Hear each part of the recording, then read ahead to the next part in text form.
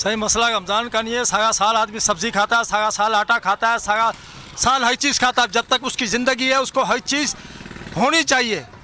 इस वजह से इंसान गरीब बहुत परेशान है, कोई चीज़ मैसर नहीं है। गवर्नमेंट का कोई सिस्टम बिल्कुल सही नहीं है। मेन चीज़ है आटा, जिसके बगैर उसका नेवल बदल कुछ भी नहीं है, वो गरीब को नहीं मिल रहा। उस भाव में जो गवर्नमेंट ने भाव तय किया उसके मुताबिक उसको बिल्कुल नहीं मिल रहा। उसका सिस्टम बिल्कुल गलत है। सबसे पहले गवर्नमेंट को चाहिए कि अपना सिस्टम सही करे।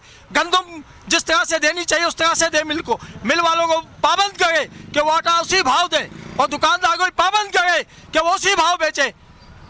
इसके अलावा मैं ये कहना चाहूँगा, खुदा के वास्ते गरीबों पे रहम खाओ। गरीब आदमी बिल्कुल पिस चुका है। दुकानदार तो लाखों कमाता है, गरीब जो उसके पास काम करते हैं उसकी तनख्वाह 15,000, 16,000, ज़्यादा से ज़्यादा 20,000, इससे ज़्यादा नहीं। अगर 500 रुपये उससे क्या लेगा?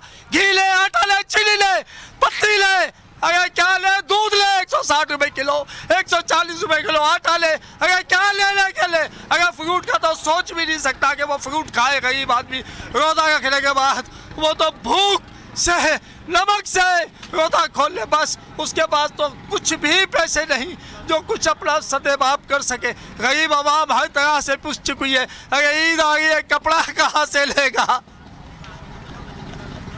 गरीब क्या करेगा?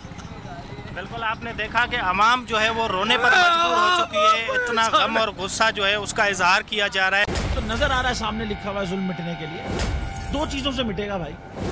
एक, अदल की कुर्सी पे जो लोग बैठते हैं ना, वो अदल के हिसाब से फैसले करने लगे। दूसरा, कौम निकल खड़ेगी उस जुल्म के खिलाफ, तो जुल्म खत्म हो जाएगा। या इन दोनों में से कोई एक चीज हो जाए या दोनों हो जाए।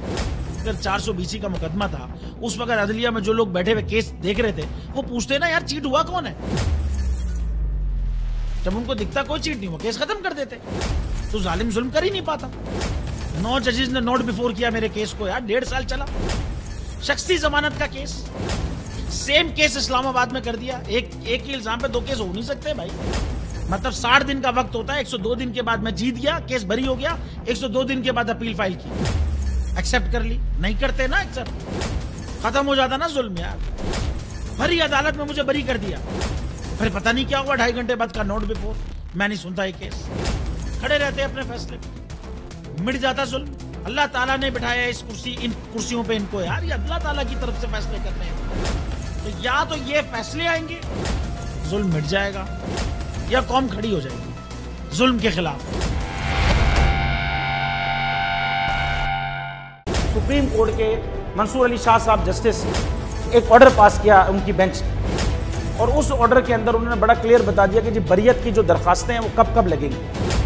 उसमें से एक वजह उन्होंने बताई कि जी जब कोई क्राइम ही ना हुआ हो तो बरी कर दें, ताकि अदालतों पे बोझ ना रहे, वो केसेस चलते ना रहे। सुप्रीम कोर्ट ये मिसालें कब बनाएगा? ऐसे लोगों के खिलाफ जो इस तरह की एफआईआर काट रहे हैं, वैसे ऑफिसर्स, और ऐसे लोग जो इस तरह के केसेस को जजेस चला रहे हैं। रहमत का महीना आ गया है, बख्शिश का सफीना आ गया। होगी मुलाकात उलमाए दीन से, जो देंगे इत्तेहादे बैनुल मसालिकीन का दर्स। जिक्र होगा अंबियाए कराम का। रमजान की स्पेशल ट्रांसमिशन रमजान में।